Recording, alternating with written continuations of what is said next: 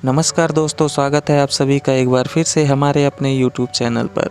आज का वीडियो ज्योतिर्लिंग सीरीज का 12वां एवं अंतिम वीडियो है, जो कि श्री घृष्णेश्वर ज्योतिर्लिंग के नाम से जाने जाते हैं।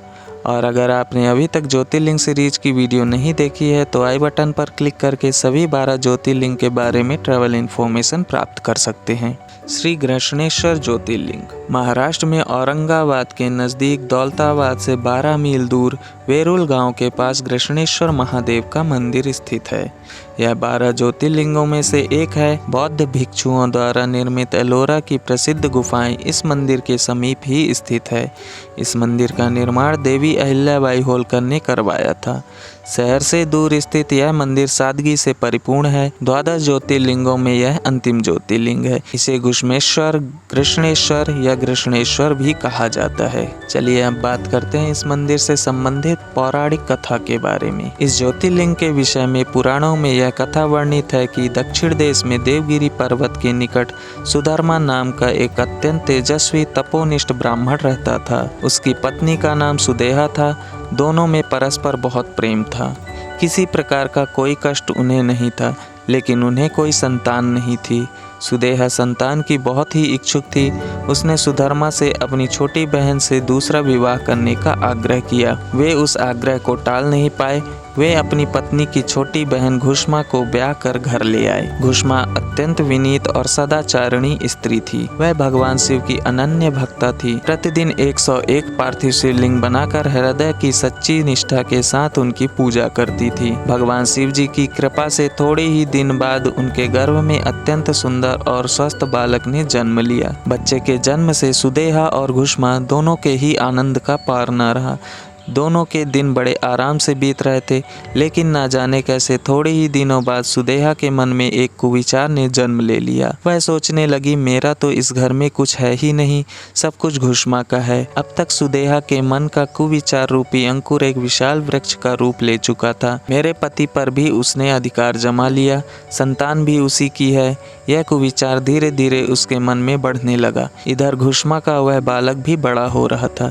धीरे धीरे वह जवान हो गया और उसका विवाह भी हो गया। अंततः एक दिन सुदेहा ने घुष्मा के युवा पुत्र को रात में सोते समय मार डाला। उसके शव को ले जाकर उसने उसी तालाब में फेंक दिया जिसमें घुष्मा प्रतिदिन पार्थिव शिवलिंगों को विसर्जित करती थी।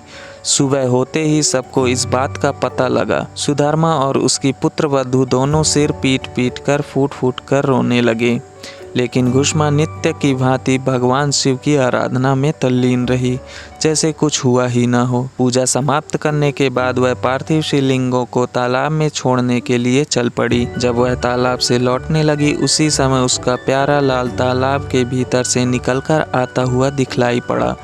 वह सदा की भांति आकर घुष्मा के चरणों पर गिर पड़ा। ऐसा लग रहा था मानो जैसे कहीं आसपास से ही घूमकर आ रहा हो। इसी समय भगवान शिव भी वहां प्रकट होकर घुष्मा से वर मांगने को कहने लगे। वह सुदेहा की घिनौनी करतूत से अत्यंत क्रुद्ध हो उठे थे। अपने त्रिशूल द्वारा उसका गला काटने को उद्यत दिखलाई दे रहे थे। घुष्मा ने हाथ जोड़कर भगवान शिव से कहा, प्रभु, यदि आप मुझ पर प्रसन्न हैं तो मेरी उस अभागिन बहन को क्षमा कर दें। निश्चित ही उसने अत्यंत जघन्य पाप किया है, किंतु आपकी दया से मुझे मेरा पुत्र वापस मिल गया। अब आप उसे क्षमा करें प्रभु। मेरी एक और प्रार्थना है, लोक कल्याण के लिए आप इस स्थान पर सर्वदा के लिए निवास करें। भगवान शिव ने उसकी ये दोनों बातें स्वीकार कर ली।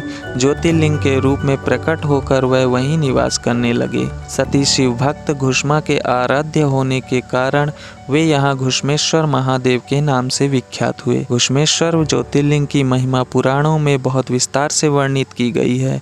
इनका दर्शन लोक परलोक दोनों के लिए अत्यंत फलदायी है। चलिए अब बात करते हैं मंदिर के इतिहास के बारे में। 16वीं शताब्दी में शिव जी के भक्त मालोजी राव भोसले को खजाना मिला था। उस खजाने से उन्होंने इस मंदिर का जीर्णोद्धार करवाया और इसके बाद 18वीं शताब्दी में इस मंदिर का जीर्णोद्धार महारानी अहिल्याबाई होलकर ने भी करवाया था। यह ज्योतिर्लिंग सबसे छोटा है। भगवान के दर्शन करने हेतु गर्भगृह में प्रवेश के लिए कई नियम हैं। उसी के अनुसार भक्तगण वहां दर्शन के लिए प्रवेश करते हैं। भगवान शिव जी का पिंड पूर्व दिशा की तरफ है। मंदिर का निर्माण 24 खंभों के द्वारा हुआ है। इन खंभों पर बहुत ही सुंदर कलाकारी है। यह मंदिर शिल्प कला के लिए भी प्रसिद्ध है। मंदिर की दीवारों पर देवी देवताओं का चित्र बना हुआ है। कहीं कहीं तो मंदिर को कुकुमेश्वर नाम से भी जाना जाता है। 12 ज्योतिर्लिंगों की यात्रा का समापन इस अंतिम ज्योतिर्लिंग से होता है। इस मंदिर के 3 द्वार हैं। मुख्य मंदिर से पहले कोकिला मंदिर है। भक्तगण पहले इस मंदिर में रुकते हैं।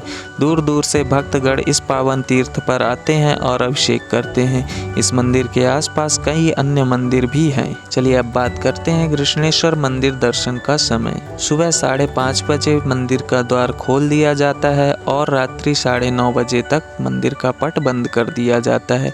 श्रावण माह में कृष्णेश्वर मंदिर के दर्शन सुबह 3 बजे से रात्रि 11 बजे तक किया जा सकता है। मंदिर के अंदर दर्शन के लिए जाने के लिए कुछ ड्रेस कोड निर्धारित है, जो इस प्रकार है।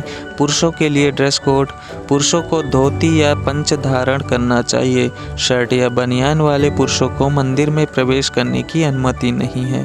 केसरिया रंग की धोती पहनने की सलाह दी जाती है। महिलाओं के लिए ड्रेस कोड: महिलाओं को साड़ी या चूड़ीदार पहनना चाहिए। जींस या किसी अन्य औपचारिक पहनने की अनुमति नहीं है। चलिए अब बात करते हैं मंदिर के आसपास घूमने के स्थान के बारे में। भद्र मारुति टेम्पल लगभग 5.5 किलोमीटर दूर, एलोरा केव्स लगभग 1.5 किलोमीटर दूर, कैलासा टेम्पल लगभग 1.3 किलोमीटर दूर, पंचक्की औरंगाबाद लगभग 28 किलोमीटर दूर, वाघोरा वाटरफॉल लगभग 2 किलोमीटर दूर। मंदिर के कुछ प्रमुख त्यौहार: महाशिवरात्रि, गणेश चतुर्थी, नवरात्रि और दीपावली। चलिए अब आपको बताते हैं कृष्णेश्वर मंदिर के आसपास रुकने के स्थान। मंदिर के आसपास अन्य दार्शनिक स्थल होने की वजह से आपको यहाँ होटल, धर्मशाला आदि आसानी से मिल जाएगी। चलिए अब बात करते हैं कृष्णेश्वर मंदिर तक पहुँचे कैसे। यदि आप हवाई यात्रा द्वारा सफ़र करते हैं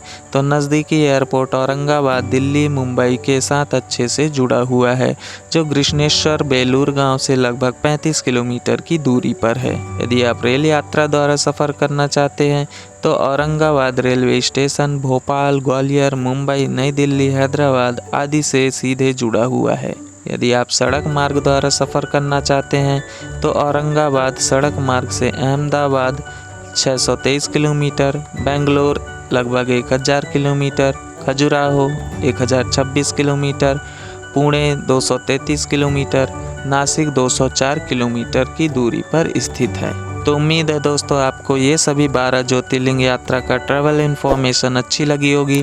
चैनल में नए हैं तो सब्सक्राइब ज़रूर करें। फेसबुक में देख रहे हैं तो पेज को फॉलो करना ना भूलें।